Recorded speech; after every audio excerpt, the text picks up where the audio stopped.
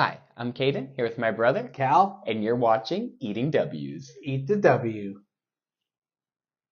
That's a W. Let's eat one. Let's eat one. That's a W.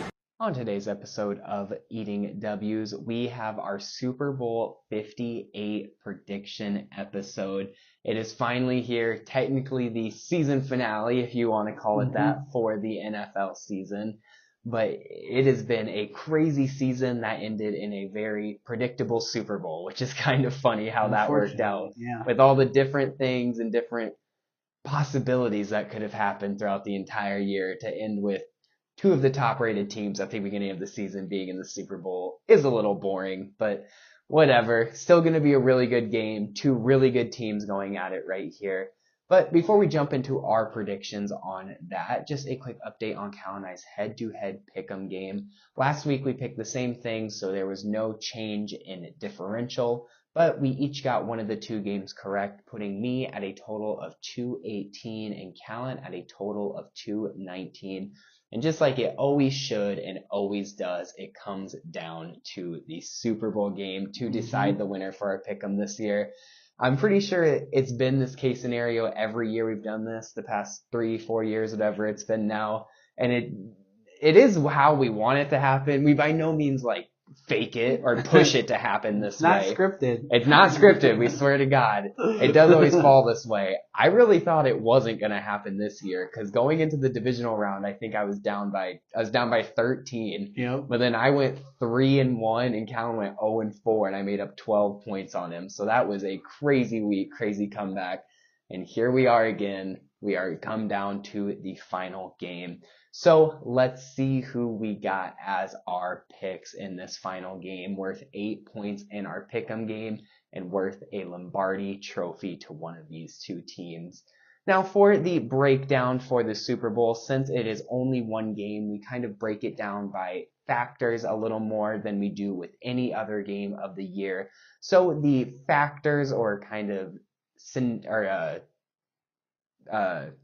positions, I should say, that we're going to be looking at here are the quarterback comparison, the running back comparison, the receivers, which counts for wide receivers and tight end, the trenches, which includes both offensive and defensive linemen, the rest of the defense, which kind of factors in that defensive line, but really more looks at the back seven, which is your linebackers, corners, and safeties. And then finally, coaching, which is, of course, the overall coaching staff, how well these teams are coached, and the experience of those said coaches. So now we will jump straight into those factors, starting with the quarterback. And Cal and I start by agreeing. We both have the Chiefs and Patrick Mahomes being the better quarterback. I mean, I just feel like it's kind of obvious here. Brock Purdy has played super well all season. I'm not the biggest Purdy fan. I think he's had a lot of help between coaching and the weapons around him, of course, and a very solid offensive line. But it is undeniable that he's put up a really solid season. He's smart with the ball. He's an accurate passer. But at the end of the day, Patrick Mahomes is just Patrick Mahomes. There is nothing I could say right now that would not be anything that you've heard before. He truly is a magician with what he can do in the backfield. And though his decision making has gone a little downhill, those crazy passes he used to make aren't quite completing like they used to. But at the end of the day, he is just still an elite quarterback. Yeah, he's definitely the more elite quarterback in this matchup. That's not, any slight on Brock Purdy. I think he had a fantastic season. But when you compare these two, not just with recent history, but even in statistics, even though Purdy did have maybe better statistical numbers, but Patrick Mahomes just seems to be able to turn it on when it comes to the playoffs. And he has really gone on quite a hot streak since the playoffs started. I don't think he has a single turnover. I'm not 100% on that, but I don't think he does. Not one that I can think of. No, but he's just been on quite the hot streak, and his wide receivers have finally been able to just get in sync with him just in time towards the end of the season here and towards the beginning of the playoffs. And they really surprised me with their drop issues all throughout the season have not shown up in these playoffs. So it'll be interesting to see if that continues. Yep, certainly. And then moving on to the running back, we truly have the other side of the page here because it is the exact same story, just falling in the 49ers' favor this time. We both have the Niners as the better running backs here. So Christian McCaffrey, I mean, it's going to sound like I'm saying the same thing right now, just the opposite way, and that's because I am. It is nothing against Isaiah Pacheco. He has absolutely hit the scene as a star running back. He may be one of the hardest runners in the league. I mean, you want to talk about being angry at the ground when you run. He literally looks like he's stomping when he's running full speed. It is absolutely hilarious. It is the most janky looking thing, but it works for him. The power and speed he has is insane. But Christian McCaffrey is just inhuman at the end of the day. What he's able to do catching out of the backfield, what he's able to do with the ball in his hands, whether he gets it on either side of the line of scrimmage as a handoff or as a pass, even what he's able to do in the pass protection game, staying back there on a blocker as those passing downs, is just, it's literally unmatchable. And there's really not much else to say. He deserves to be MVP, and he's easily the best running back in the league in my eyes. Yeah, he's definitely the top running back in the league and the top running back in this matchup. He's just a better all-around running back. I mean, when you look at one of those old pie charts where it's, where graphs where, you have maybe your better speed guys and your better power backs or your better receiving backs, he's got the whole pentagon filled. He's got the whole circle filled in the chart. So he is just the best all-around running back, a future Hall of Famer, and definitely the better running back in this matchup. Now, maybe when you compare the whole running back room, the Chiefs might have better depth with Clyde Edwards-Helaire also backing up Isaiah Pacheco, and then there's also Jet McKinnon, who makes a big impact in the receiving game. But he may be out this game. He still is. He hasn't been active for the playoffs. But we'll see if he's able to make it back because I think he makes a big impact in this running back room, and especially out of the backfield and being a trusted target of Patrick Mahomes. He certainly does. That's a good point. But Elijah Mitchell and John Mason sitting back there for the Niners are definitely nothing to shake a stick at either. Those guys can both be change of pace backs as well.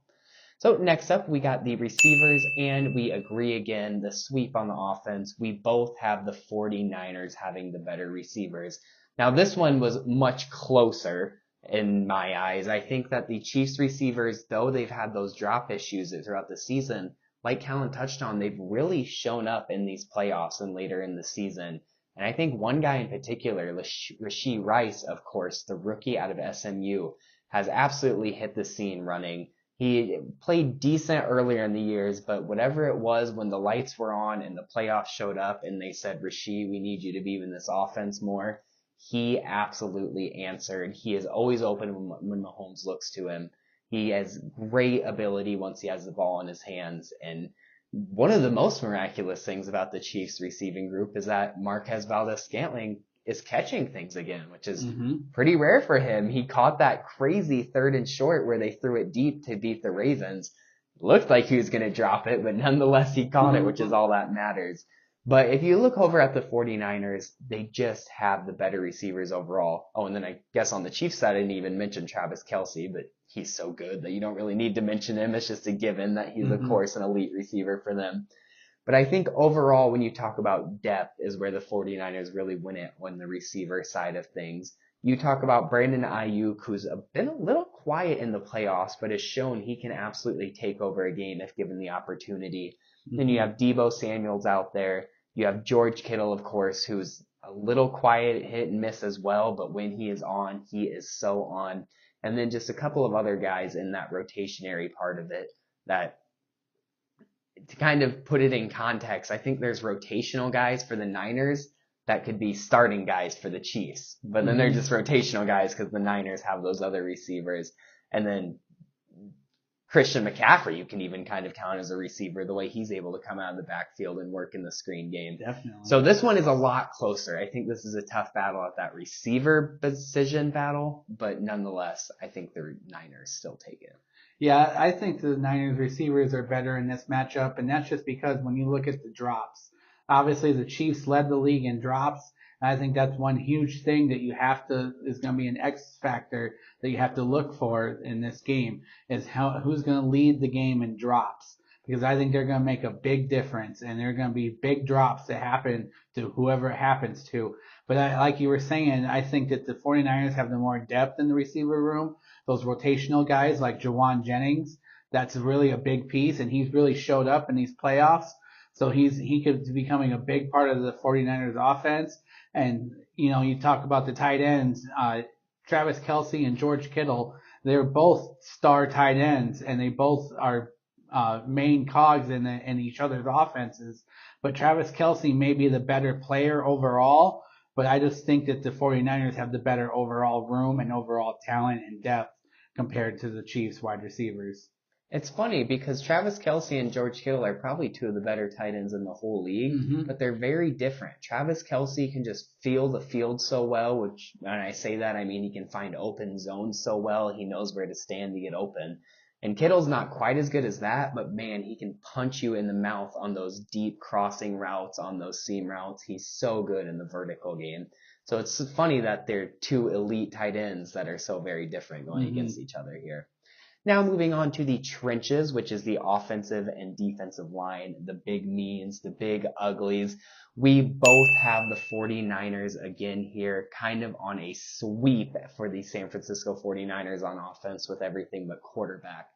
But overall, they just have the better movers, especially on the offensive side. I think guys like Trent Williams has just solidified himself as one of the best tackles in the league. And across the board, even some of the other like lesser known guys, like lesser known as, and I can't even think of his first name, but Brandel, their right tackle, even he is very solid just because those pieces around him are so good as well.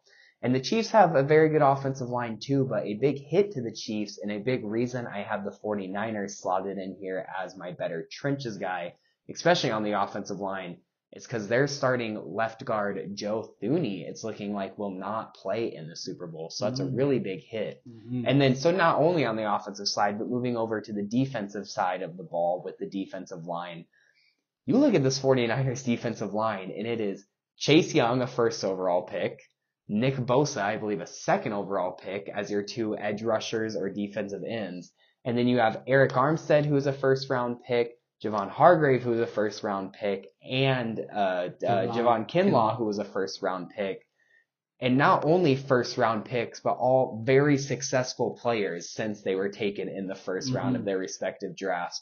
So they really dominate on the defensive side of the ball. Not to say that the Chiefs' defensive line is anything to scoff at, but it is just hard to catch up with a group like that for the Niners. Yeah, the Niners definitely have the more depth in this defensive line room or the trenches battle on the defensive and offensive line. Even though the Chiefs, again, probably have the better player overall in Chris Jones. I think he's the best player on the defensive side of the ball for both teams, but he's just one player and he doesn't make all the difference, or he does make all the difference, really. He can when he's in the game, but he doesn't make the whole difference because he still needs depth and rotational pieces around him to make that work as a team. And I just think the 49ers have a lot better rotational pieces. Like you said, you named off the guys for the 49ers, whereas the Chiefs only have their first round pick from Kansas State. I can't think of his name right now. Felix something. Felix, Felix, lots of letters. Yeah. That's what his last name is. It's a very exotic name. And George Karlaftis on the other end. So they do have nice young talent over there, but it's just not the experienced depth that the 49ers have compared to the Chiefs defensive line. And on the offensive side, like you said, with Joe Thuney being out, that's a big hit for the Chiefs offensive line. Whereas the 49ers have future Hall of Famer Trent Williams and Mike McGlinchey on their bookends to help solidify that running game. Not Mike McGlinchey anymore. Oh, they don't. He went to Denver. That's right. He went to Denver. That's why they have that new guy. That's why they have. Is it Ben Brendel? I think it might be Ben Brendel. I think you're right. But he's been playing very solid. I'm actually really impressed with what he's been doing. The whole time I was thinking McGlinchey was still on. No, but that Brendel guy came in and did really well because when they let McGlinchey go, I was like, that might be bad for them. But Brindle came in and played really well and kind of impressed me, and I'm sure a lot of 49ers fans as well. It's actually funny that you mentioned those guys because I didn't even think about it. I was naming all the Niners first round picks on their defensive line.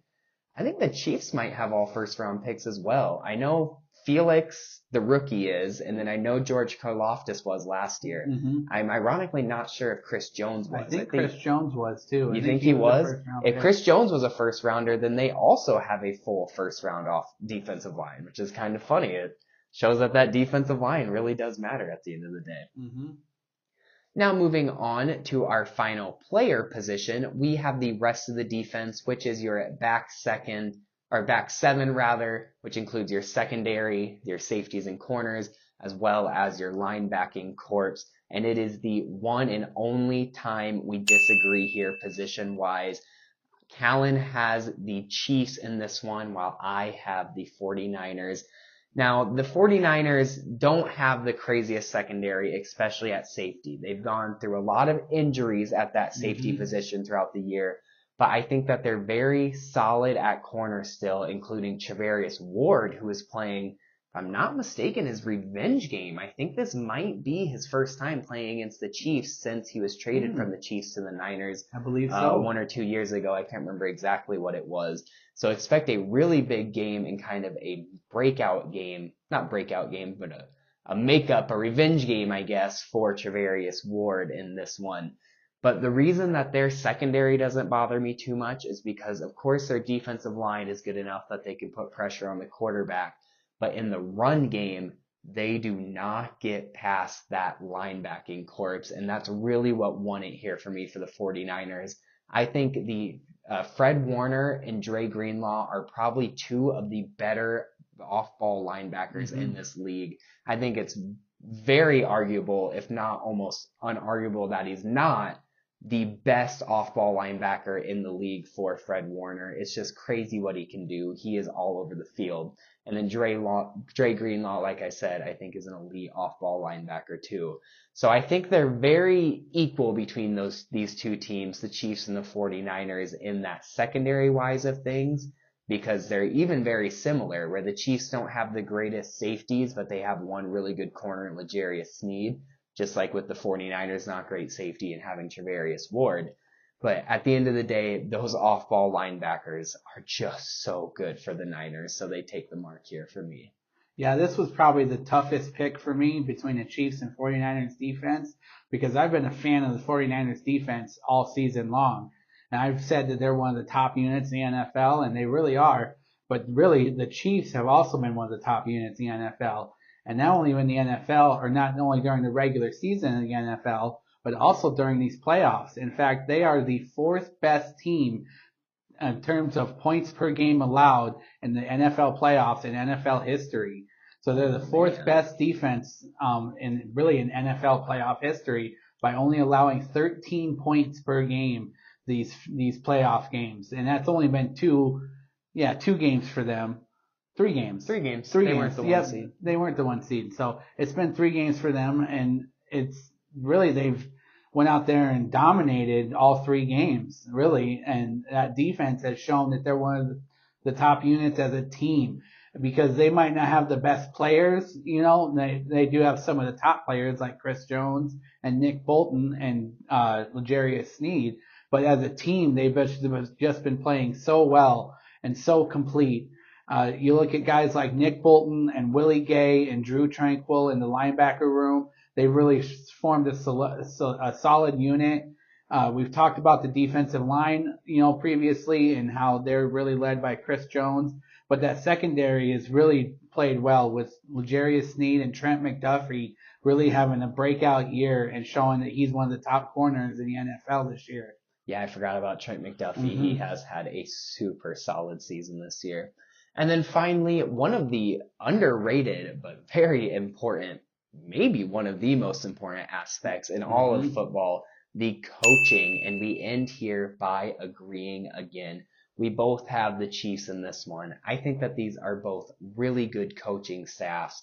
But the reason I pick the Chiefs coaching staff here is I feel like they're just more experienced in a couple of different ways.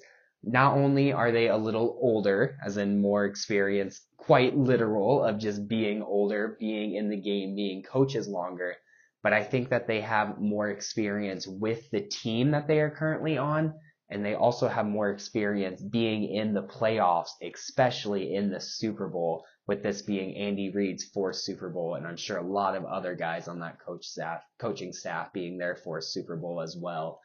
But overall, I say that all the experience wise because that's mainly the reason I pick them. And the Niners have an amazing coaching staff, but experience is what I was really looking at because though Shanahan, of course, has that experience, they have a new offensive and defensive coordinator this year. Mm-hmm. And the Chiefs do have a new offensive coordinator technically, but Steve Spagnuolo is one of the better defensive coordinators in the league, and he has been with them for a while now. But overall, it really just comes down to that experience, especially that playoff experience for me. Because Kyle Shanahan has been to a Super Bowl once, but it was a Super Bowl that they lost, while the Chiefs have been to the Super Bowl 4 times and only lost one of them. So they do know the lows of losing, just like Shanahan does in his one when they lost that one to the Bucs. But they also know how to win, considering they've won 3 of them in the other 3 years that they were there. So when it comes down to it, it just comes down to the experience for me here. Yeah, and I like Andy Reid over Kyle Shanahan, and what was probably the second closest positional battle for me to decide here, because both Shanahan and Reid have done phenomenal coaching jobs this year. And when you look at what Reid has done with not only the defense but the offense which has grown all throughout the year, and what Kyle Shanahan has done with the 49ers offense and how explosive it has become. And when you look at the coordinators, I think that the Chiefs coordinators are better too, with Steve Spagnuolo obviously being proven as one of the better defensive coordinators in the NFL by helping to reinvent and re-energize this Chiefs defense. And then when you look at the offensive side, Matt Nagy, who was the Bears coach, he's now the Chiefs offensive coordinator, and he was the quarterback coach. He is their offense. Yep, he I was the sitting quarterback here racking coach my after, brain trying to think of who replaced Bieniemy, and I cannot think of it was Matt Nagy. But so Reid does the play calling. But Reid does the play calling. But so, he still technically is the offensive coordinator at the end of the day. They get credit for it. Look at Nathaniel Hackett. Oh man! You gotta call out your own guy. So I mean, these offensive coordinators, they get credit for something. They're doing something right because the offensive sure make them look good. So when you look at that kind of coaching and the fact that they've just been in the NFL longer and been through these Super Bowls as a team, as a coaching team together, then I just think that the Chiefs are going to do better when it comes down to coaching, and especially because Kyle Shanahan kind of has that reputation of blowing big leads, from past Super Bowl experiences. So we'll see how it goes this year. From past Super Bowl experiences. Poor guy. Can't get past it. And then finally, of course, what it all really comes down to at the end of the day is who's going to win. And we end this episode by disagreeing, of course. Callan has the Chiefs as his Super Bowl 58 winner, and I have the San Francisco 49ers as my Super Bowl 58 winner. I mean, if you look at all the marks, you can just see in a 4-2 battle, I pick the Niners in most of those positions. Now, it's ironic because coaching and quarterback are the two things I pick the Chiefs in, and those very arguably are the two most important things that you need in order to win big games. But I still take the 49ers in this one just because they have more, and it's just the 49ers times. They've made it a couple of times in the past few years. I mean, just since I really started watching football, I can think of 3 times that they've made it, this being the third. And both of the first 2, they had kind of the advantage, or people thought they were going to win, and they ended up losing. So now you come into this one and you're going against this dynasty of a Chiefs team that everyone's picking, that they're probably the underdog at the end of the day. I'd have to see what the actual sports bets are. They have the Niners favored by 2. No shit. Last time I checked, which was yesterday, I haven't checked today, but yesterday they were favored by 2. I'm really surprised by that. I thought that they'd have the Chiefs favored. But nonetheless, I think a lot of fans and watchers do kind of have the Chiefs favored in their head, or at least this being a really close game, which it will be. So why not have the Niners come out? Why not have them win and get their first Super Bowl in a while? Yeah, I agree with all that, but I just can't bet against Patrick Mahomes It's so anymore. hard to do. I just can't do it. He's just proven time and time again that he really is, the best quarterback in the NFL this year, last year, and next year. And probably the next good 3 or 4 years. Probably will be. He's going to have some good quarterback battles, but man, when it comes to playoff time, he's like LeBron. He's like Tom Brady. He knows how to turn it on when it becomes important. And I just can't bet against that. And you look at that Chiefs coaching to go along with Patrick Mahomes and that strong defense. And I think it's just going to be too much for the 49ers to handle. I expect a couple of turnovers from Brock Purdy. And I think that the Chiefs walk away with this one pretty well. And I'd say a 7 to 10 point game. 7 to 10 point game. Yeah. I think it's going to be a 3-point game. I think it's going to be real close, but we'll see where that ends up falling. Well, CBS leaked out that they're expecting a double overtime game. So yeah, which is, if that's according to the script. That is the most, I've never believed in the script thing, but that is a wildly outlandish thing to come out and say out of nowhere. If this game goes into a double overtime, I don't know if I'll be all in, but I'm going to believe the script a lot more if CBS says something like that and then it actually goes into double overtime. But I don't know. We'll see. It seems too crazy, so there's no way it will happen, which means it's definitely going to happen at the end of the day. Mm-hmm. But those were our predictions for this year's 2024 Super Bowl matchup. Thank you all so much for watching this prediction episode as well as all of the prediction episodes throughout the season before this. This is the finale of prediction episodes. We will actually have one more episode next week, just kind of giving a quick recap or reaction to this said Super Bowl that we're predicting here, as well as giving some of our thoughts and reactions on all of the new coaching hires for teams who had vacancies this season. So that should be a really fun episode, and that will be our true finale on this season of Eating W's, and then we'll probably take a good 2-3 week hiatus just to kind of give us a break, give football a break, because it's not going to be much happening in about that month or so after the Super Bowl. Not until the Combine. Not until the Combine, exactly. So thank you all so much for sticking with us this season. Make sure to stay tuned in until next week when we talked about what I just talked about. But until then, don't forget to eat the W.